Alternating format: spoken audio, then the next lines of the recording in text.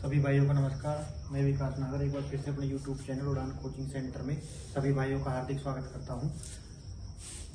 भाई GD constable के जो एग्जाम चल रहे हैं, ठीक है, उसमें आपके किस टाइप के प्रश्न आ रहे हैं मैथ में, मैं उसको डे बाई डे आपको बताता चलूँगा भाई किस तरीके से प्रश्न आ रहे हैं। उसी टाइप से प्रश्न पूछे जा रहे हैं लगातार। तो देखो ये प्रश्न किस तरीके से आ रहे हैं। इसमें जो पहला प्रश्न है, एक वस्तु 1170 में बेचने से एक दुकानदार को 10% की हानि होती है, तो 20% का लाभ अर्जित करने के लिए वस्तु का विक्रय मूल्य पूछा है। तो इसको हम कैसे करेंगे भाई, 1170 में बेचने पे एक दुकानदार को 10% की हानि होती है। तो इसमें सबसे पहले देखनी है आपको परसेंटेज, ठीक है। 10% का मतलब कितना होता है, 1/10। अगर हानि हो रही है तो हम ये कह सकते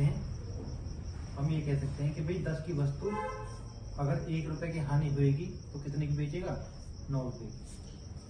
अगर 10 की वस्तु है अगर 1 रुपए की हानि होगी तो कितने में बेचेगा, 9 रुपए की। इसका मतलब ये जो होता है, जो परसेंटेज होता है, हम उसको ऐसे निकाल लेंगे। कैसे, अगर ये 10% लिखा हुआ है तो हम इसको लिख देंगे 10/100, 1 जीरो से 1 जीरो कट जाएगा, कितना आ जाएगा 1/10, ठीक है। ये होता है सीपी मतलब क्रय मूल्य। प्रॉफिट और लॉस, ये होता है प्रॉफिट और लॉस। यहाँ 10% की हानि बोल रहा है, तो इसलिए अगर 10 की वस्तु को 1 की हानि पे बेचेगा तो कितने की बेचेगा, 9 की। लेकिन वो ये कह रहा है कि 1170 रुपये में बेचने का।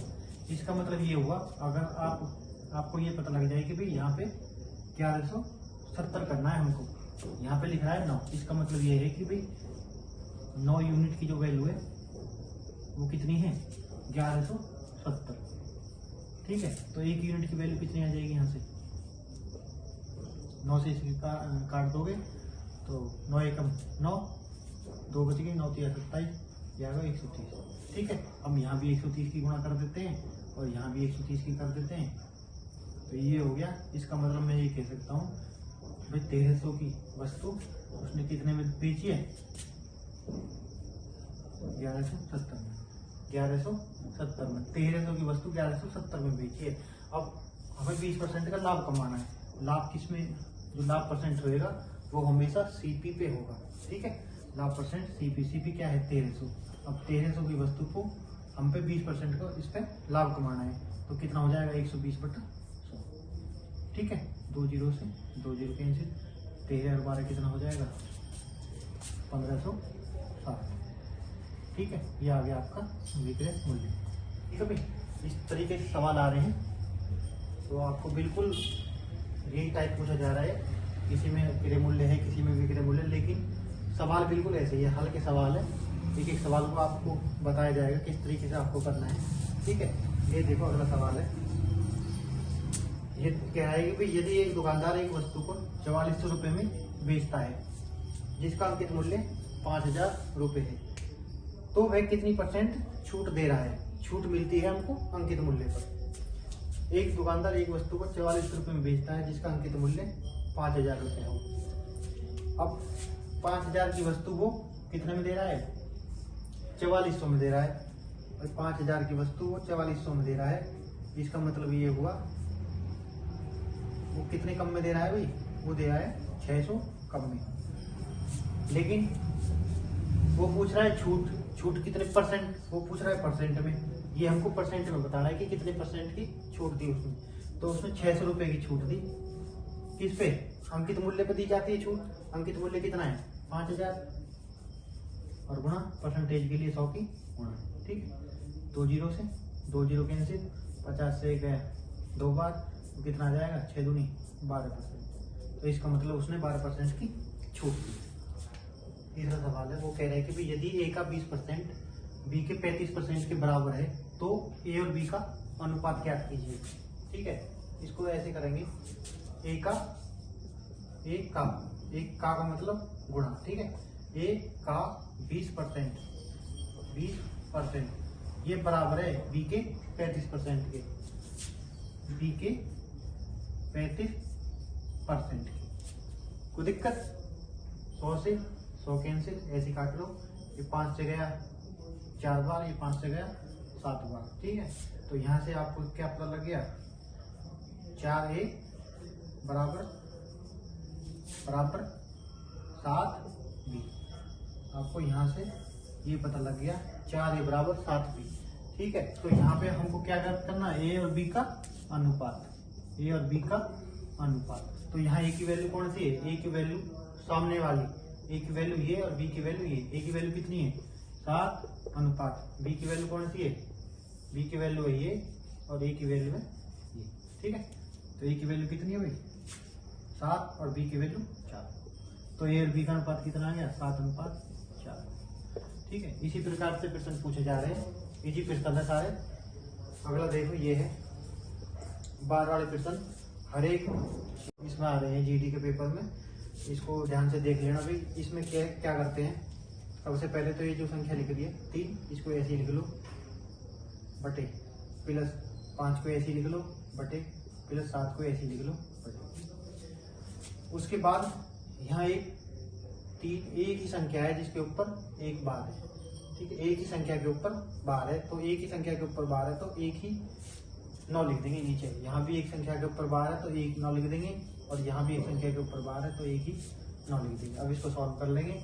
एलसीएम कितना जाएगा नीचे 9, तो ऊपर कितना आएगा 3, 5 और 7, क्योंकि एलसीएम सेम है तो ऊपर की संख्या को ही जोड़ देंगे। तो कितना आ जाएगा 5, 3, 8, 7, 15 बटे 9। ये 3 से गए 5 बार, ये 3 से गए 3 बार, तो कितना आ जाएगा 5/3। ठीक है, और इसको कैसे करेंगे, बहुत इंपॉर्टेंट है ये भी। वैसे तो इजी है, सब पे आता होगा भी, मैं ये नहीं कह रहा किसी पे कोई सोच रहा हो कि भाई बहुत इजी सवाल है। देखो इजी है, लेकिन हर किसी के लिए इजी थोड़ी है। जो ये ऐसा भी हो सकता है कोई इसको पहली बार देख रहा हो, लेकिन परीक्षा में ऐसे सवाल जरूर पूछे जाते हैं। और आप देख रहे होगे जो परीक्षा भी दे के आए हैं, ये सवाल उनको जरूर मिला होगा। इन दोनों में से तो भाई 100% ये जो सवाल आ रहे हैं। ठीक है, तो इसको कैसे करते हैं भाई, 2 एकम 2 और 1 कितना आ गया है 3/2। यहाँ मतलब कुछ नहीं है, तो इसका मतलब यहाँ क्या है गुणा है। यहाँ अगर यहाँ कुछ नहीं है तो यहाँ क्या है, यहाँ गुणा। 3 एकम 3 और 1 4/3। ठीक है, गुणा 4 एकम 4 और 1 5/3, 5/4। तो आप तो ये ऐसे कहाँ तक जा रहा है, 1 + 1/99 यहाँ तक जा रहा है। तो आप इसमें आप ये देखो कि ये जो संख्या सेम होती जा रही है। इसका मतलब 3, 4, 5, फिर आगे आएगा 6, फिर आएगा 7, ऐसी डॉट डॉट डॉट आगे ऐसे आएगा। यहाँ 2, 3, 4, फिर यहाँ 5, फिर यहाँ 6, ऐसे चलता रहेगा। तो यहाँ कितना आ जाएगा 99 एकम 99 और 1 100 और बटे 99। ठीक है, तो इसमें ये देखो ये वाली जो संख्याएं हैं तिरछी, ये ऐसे कट रही है। ठीक है, ऐसे कट रही है, तो इसका मतलब ये 99 भी कट जाएगा। यहाँ बच जाएगा नीचे 2 और वहाँ बच जाएगा 100 ऊपर, तो ऊपर बच गया 100 और नीचे कितना बच गया भाई, नीचे बच गया 2। तो 2 से कई बार गया 50। ठीक, इसका आंसर आ गया 50। ये एक ही टाइप नहीं होता, इसमें और भी टाइप होते हैं, तो उसमें देख लेना कुछ अंतर वाले होते हैं, तो वो भी बता देंगे जैसा भी है। लेकिन जैसे भी सवाल आएगा हम उसको डेली डे बाई डे करवाते रहेंगे भी मैथ में। वो भी नेक्स्ट सवाल है, ये क्या कह रहा है 50 सेबों का क्रय मूल्य 40 सेबों के विक्रय मूल्य के बराबर है, तो लाभ प्रतिशत ज्ञात कीजिए। देखो किस प्रकार करते हैं, सवाल आसान है। क्या करेंगे 50 सेबों का क्रय मूल्य 40 सेबों के विक्रय मूल्य के क्या है बराबर। 50 का क्रय मूल्य 40 के विक्रय मूल्य के बराबर है। 40 का क्या विक्रय मूल्य। ठीक है, तो 50 का क्रय मूल्य 40 के विक्रय मूल्य के बराबर है। इतना होते ही सवाल हो जाएगा। तो इसमें आपको पता लग रही है कि क्रय मूल्य कितना है 40 और विक्रय मूल्य कितना है 50। इसका मतलब ये हो 40 की वस्तु उसने कितने में बेची है 50 को, 40 की वस्तु 50 में बेच दी, तो लाभ कितने का हुआ उसे 10 रुपये का। 10 रुपये का लाभ हुआ। किस पे लाभ हमेशा होता है, लाभ और हानि किस पे होता है, वो क्रय मूल्य पे। तो क्रय मूल्य कितना है 40 पे 10 रुपये का लाभ हुआ, तो परसेंटेज के लिए 100 की गुणा 0 से 0 कट के 4 से क्या बढ़ जाएगा 25, तो 25% का क्या हो गया उसे प्रॉफिट।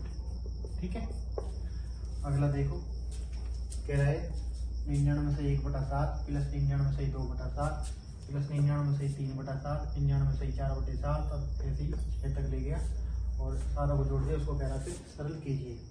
देखो होता क्या है इसमें, हम इसको ऐसा लिख सकते हैं 99 प्लस 1/7, ठीक है, 99 प्लस 1/7। यहाँ हम ऐसे ही तो करेंगे, इसको 99 7 की 99 में गुणा करेंगे और इसको जोड़ देंगे, ऐसे हम इसको यहाँ करेंगे तो हम इसको ऐसे लिख सकते हैं 99 प्लस 1/7। ऐसे ही मैं इसको लिख सकता हूँ 99 प्लस 2/7, ऐसे इसको लिख सकता हूँ 3/7 प्लस ऐसे इसको लिख सकता हूँ 99 प्लस 4/7 और ऐसे इसको और प्लस 99 प्लस 6/7। तो इसमें कॉर्ड से देखो 99 कितनी बार आया हुआ है, जोड़ने हैं तो हमें कोई सिंपल हो गया, तो जोड़ने हैं 1 2 3 4 5 6, तो 99 कितनी बार आ गया भाई 6 बार, प्लस 1/7 2/7 3/7 4/7 5/7 6/7। 1/7 जो एलसीएम है सभी में, 7 एलसीएम है ना सभी में 7, अगर 7 एलसीएम है इसका भी बेस सबका इक्वल है, तो हम ऊपर की जो संख्या है उसको सभी को जोड़ देंगे 1 2 1 3 3 6 4 10 5 15 6 21 और यहाँ से 7 किया 21, तो ये 99 गुणा 6 कर देंगे। इसको भी और सॉल्व, अगर हमको ये और भी नहीं करना है तो हम इसको लिख देंगे 99 को 100 माइनस 1 और गुणा 6 और प्लस 3, ठीक है। 600 में से 6 गए, कितना बच गए 594 और 3 597, तो इसकी वैल्यू आ जाएगी भी 597, ठीक है। अगला है 36 और 49 का गुणोत्तर माध्य। तो इस टाइप का सवाल जो पूछे जा रहे हैं भाई गुणोत्तर माध्य का बोर्ड लगे, ये सवाल भी आ रहे हैं जीडी के पेपर में, तो इसको आप एक बार देख के चला जाना। वैसे तो कुछ नहीं है इसमें। गुणोत्तर माध्य कैसे निकालते हैं, जो संख्या दे रखी है आपको दो, उसको अंडर रूट के अंदर दोनों का गुणा कर दो, 36 का और 49 का, ठीक है। अंडर रूट में इन दोनों की गुणा कर दो, ये आ जाएगा गुणोत्तर माध्य। अगर हम इसको बाहर निकालेंगे तो 36 का वर्गमूल कितना होता है 36 6 और 49 7, ठीक है। कितना आ जाएगा 6 नंबर दे रखा है ए अनुपात बी इक्वल टू 3:4, बी अनुपात सी बराबर है 5:7, सी अनुपात डी बराबर है 8:9। तो इसमें ए और डी का अनुपात पूछा है। तो देखो इस तरीके के सवाल को जल्दी से जल्दी हम इस तरीके के सवाल को किस प्रकार से सॉल्व कर सकते हैं।